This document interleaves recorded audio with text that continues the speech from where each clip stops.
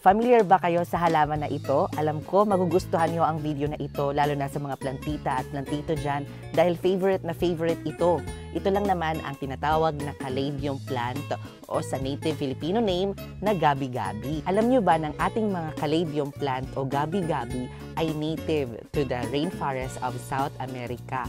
Pero dito sa Pilipinas, marami din ang tumutubo dito, katulad sa mga bundok o sa mga gilid ng sapa. Alam nyo ba na pinsan ito ng elephant ear, mga philodendron, at saka mga peace lily? Ang common name in Filipino ay Corazon de Maria o tinatawag itong gabi-gabi. Ngayon ay pag-usapan naman natin kung paano alagaan itong ating mga caladium plant. Alam nyo ba na ang magandang pwesto dito sa ating mga caladium plant ay ilagay ito sa maliwanag pero hindi direktang sikat ng araw.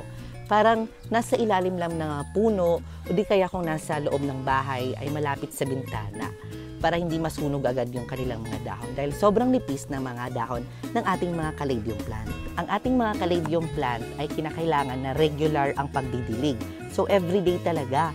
Kasi nga itong mga caladium plant gusto nila na palagi silang dinidiligan. Pag kayo ay nakakaranas ng medyo namamatayan ng mga halaman ng mga caladium, huwag kayong magpanik dahil kapag tag-ulan o taglamig, na-experience ang dormancy. Ibig sabihin, yung mga dahon nila ay nalulusaw.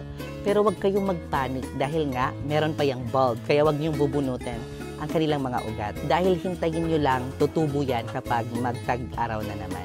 So napakaganda talaga mag-alaga ng ating mga caladium plant dahil nagko-contrast ito sa greenery ng mga halaman. Iba-iba kasi ang kulay nila. Kaya naman kung kayo ay mga beginners sa pagtatanim, pwedeng-pwede ito sa inyo. Kung nagustuhan nyo ang video na ito, huwag kalimutan i-share at i-like ang video na ito. At kung gusto mo pang mga ganitong video, i-comment mo naman na yes. And I will see you next episode mga ka-jungle because more plant, less stress.